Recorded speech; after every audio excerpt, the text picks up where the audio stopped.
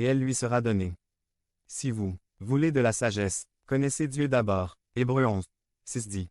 Mais sans la foi, il est impossible de plaire à Dieu, car celui qui s'approche de Dieu doit croire qu'il existe et qu'il récompense ceux qui le cherchent.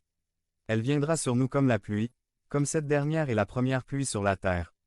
En Israël, la seule façon d'arroser les récoltes était la pluie. Le fermier attendait donc la pluie avec beaucoup d'impatience. Lorsque nous anticipons et attendons Dieu avec ce genre d'attente, il répond et viendra à nous. Notez, encore une fois, qu'il s'agit d'un don répété. Il donnera au pays la pluie de la dernière et de la première heure. Si vous avez reçu la grâce une fois, le Seigneur a encore plus à vous donner.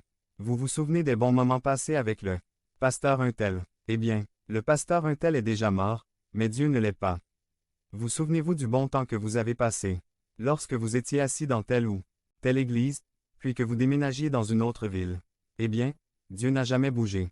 Il est toujours là. Tu me dis, à quel point tu étais heureux quand tu étais jeune. Eh bien, Dieu n'est ni plus vieux ni plus jeune.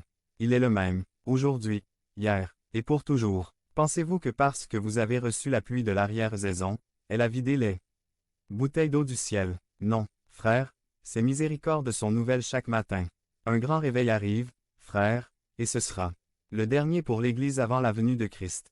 Et Dieu va déverser son esprit sur ses serviteurs et servantes, et quiconque invoquera le nom du Seigneur sera sauvé. Quelle anticipation! Et enfin nous allons lire Habakouc 3. 1 à 2, prière du prophète Habakouc, sur Sigionote. Seigneur, j'ai entendu ta parole et j'ai eu peur. Ô accent circonflexe, Jéhovah, ravive ton œuvre au milieu du temps fais-la connaître. Dans la colère, souviens-toi de la miséricorde. En termes simples, Habakouc demande la renaissance. Il sait comment Dieu a travaillé auparavant et comment son peuple a réagi autrefois, et Habakouc voulait le revoir. La prière d'Habakouc nous montre que le réveil est un acte de Dieu et non l'œuvre de l'homme. Cependant, il y a une chose que l'homme peut et doit faire pour avoir un réveil, simplement demander à Dieu et prier pour que Dieu agisse parmi lui. Remarquez ce qui est écrit. Revivez votre travail au milieu des temps.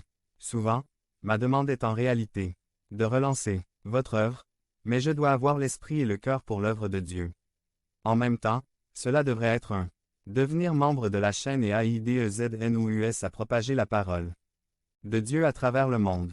Point. Samedi 16 mars 2024. Si vous croyez en la puissance de Dieu, commentez. La prière personnelle 11. Ranime-moi, Seigneur. Nous sommes prompts à blâmer l'Église pour le péché, la corruption, la paresse, le manque de prière, le manque de puissance spirituelle ou quoi que ce soit, et nous oublions que nous sommes l'Église.